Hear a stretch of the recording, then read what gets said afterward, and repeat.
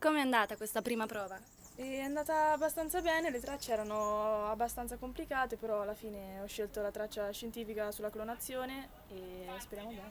Mi aspettavo sinceramente le tracce un po' più semplici. Ho scritto la tipologia A, che era analisi del testo, con un testo tratto dal Giardino dei Finzi Contini e niente, spero sia andato bene.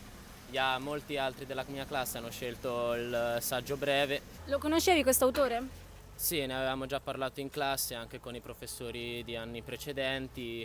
Per domani sei agitato?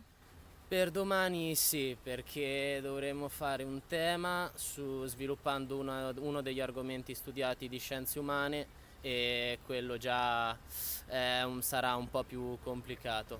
E poi la terza prova anche più difficile. È andata bene, le tracce erano un po' più facili degli altri anni. E personalmente ho fatto la tipologia D, che era la traccia che parlava della Costituzione e dell'articolo 3 della Costituzione, quindi l'articolo sull'uguaglianza. Ti aspettavi questi temi? Pensavamo anche altro, considerando che per esempio è l'anniversario quest'anno anche di Leopardi, oppure l'anniversario della morte di Peppino Impastato, pensavamo che potessero uscire queste tracce, però ci aspettavamo comunque qualcosa per esempio su Moro, infatti Per domani sei un po' agitato, preoccupato? sì, abbastanza agitato perché soprattutto noi dello scientifico appunto sentiamo la seconda prova di matematica, diciamo quella più importante.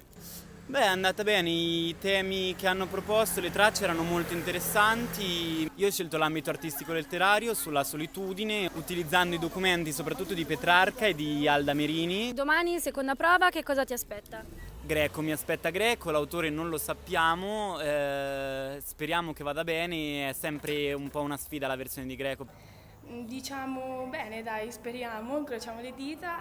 Oggi ho scelto la tipologia C, il tema storico.